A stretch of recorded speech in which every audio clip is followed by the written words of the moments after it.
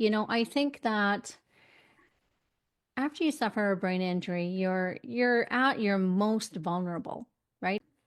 Okay. Or I knew where the tools were, however, due to financial restraints, they weren't available to my clients. So there we're talking about those gaps and those obstacles.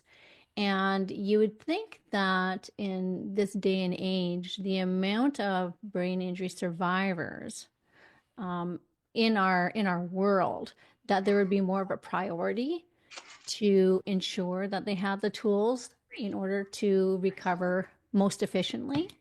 Um, Unfortunately, I don't think that that's top of priority at this time. It's kind of like our healthcare system just wants to get you so you can get home, and it's heart-wrenching for me to see that. I think that after you suffer a brain injury, you're at your most vulnerable, right? Not just brain injury, but any traumatic injury, you're at your most vulnerable and you're confused and I think, our brain always goes to the negative. It's got a negativity bias. So we're looking at, the worst case scenarios all the time. And this is what's going on in our mind. And you know, we don't know where to go or what to do or how to do things. What is my life going to be like? Like you're feeling like a completely different person.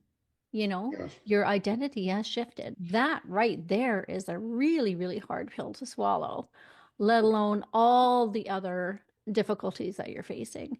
And so, having the tools in place to be able to, ask yourself the important questions that you need to ask, who am I now and what makes me valuable? Because many people don't feel they have value anymore, and you do.